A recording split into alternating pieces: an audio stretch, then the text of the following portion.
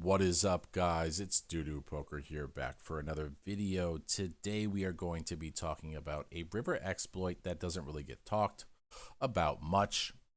We can bluff fish with this river exploit. What is the river exploit? It is the river donk spot versus a fish. So let's look at this hand history, and then we're going to break down when we should be donking and when we should not be donking. So in this hand, we are against a 42-29.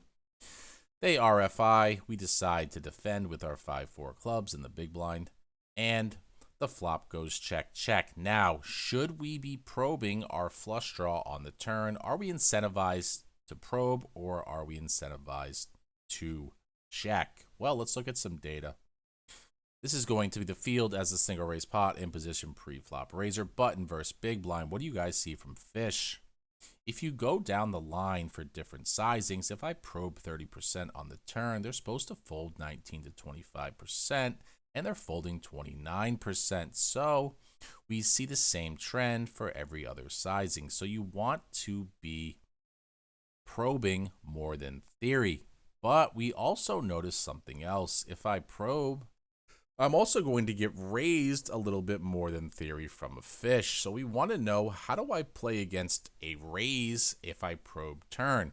Let's go back to the hand history. Well, if I probe here and get raised with my flush draw, I should always call. But as an exploit, I need to deviate from theory and start donking rivers. Now, I looked up all the donk sizings and we figured out that donk 50 is going to be the highest EV donk sizing, but we want to know, what river should I be donking? Are there any rivers I shouldn't be donking? So what I did was I went through artificial intelligence and I went to the bluff EV of every single spot. So we're going to start with a deuce river, and we're going to look at the bluff EV. We see on a deuce river with 5-4, I should be donking 50%. Because my bluff EV is going to be 2 big blinds. So let's go to the next. Let's go to 3. A 3 on the river, my bluff EV increases to 2.7, to 4, 2.8. And we're going to go down the line. 5, 2.8, 6, 2.8, 7 on the pair. It goes down a little bit to 2, but still profitable. 8 on the river, 2.5. 9 on the river, 2.2. And hold on, I want to switch over to a 10. We're going to go to a 10. We see a 1.3, so it's dropping when the card gets higher, but still profitable. Let's go to Jack. A Jack river is still dropping even more, but still profitable to donk lead river. A king is going to be 0.2, so barely profitable, but we should still be donking. A paired queen, 2.2. And the only river that's not profitable is going to be an ace river. So the only exception to donking on the river is you do not want to donk lead into an ace-x river. Because of the pre-flop range composition, the fish is going to RFI too much ace-x.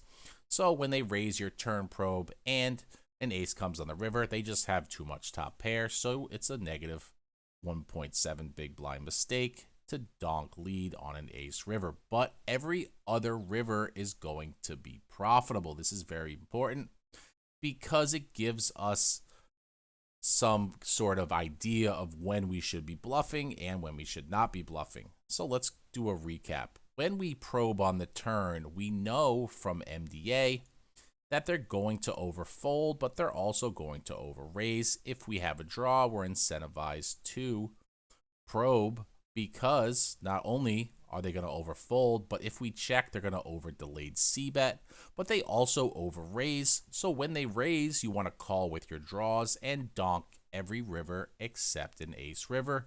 We don't donk the ace river because there's too much ace-x in the pre-flop RFI range.